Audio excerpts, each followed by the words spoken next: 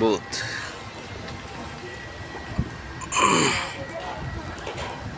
So ganito guys yung tugboat GPC Rosario Cartagena. So GPC Rosario Cartagena, sila yung mga nag-assist dito sa mga malalaking cruise ship. Gaya niyan, malalaking cruise ship yung ina-assist nila. Yan ito. Sobrang init dito guys, grabe. Kahit pero nakasando lang ako kasi parang hindi ka halos makahinga. Pero ayun, naglo-lotion lang, lalo pa lang mainit pag may lotion. Bali.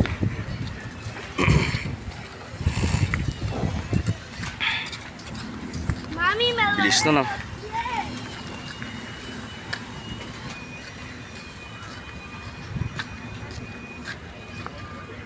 Ayun o, tugboat to.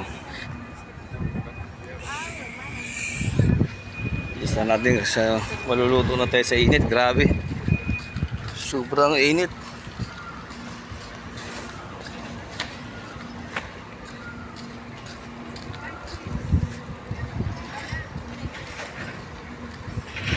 Grabe init dito sa Cartagena, sobra. So ito naman yung nagmi-maintain ng nila, yung port, naghuhukay. Ayan o, nagmi-maintain ng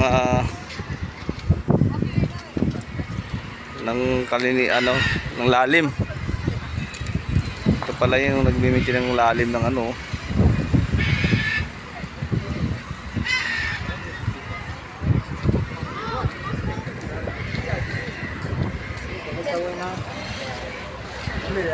así como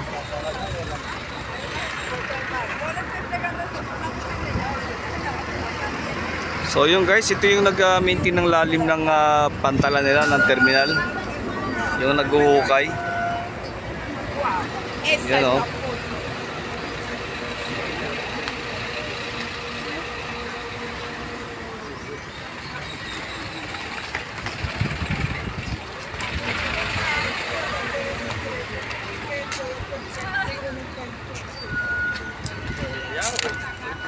Yan, sila yung lang may maintain ng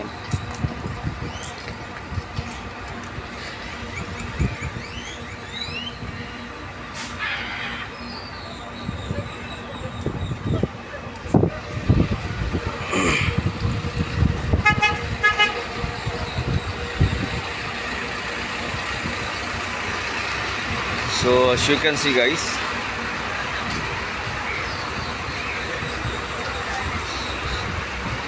so meron yang yan ang magpaghuhukay.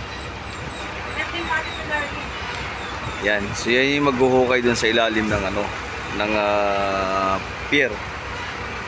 Yan, bababa yan hanggang sa ilalim. So ganito pala yun yung paano pagpalalimin ng puerto.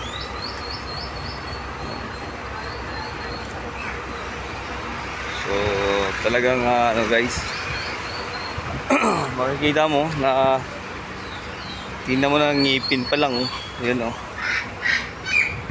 yeah, sa ngipin pa lang niya siya yung parang propeller sa ilalim ng dagat. Yan so that's the one we use to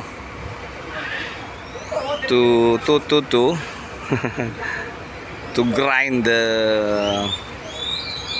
soil under the water guys, right? So nagpapalalim deep to make it deeper the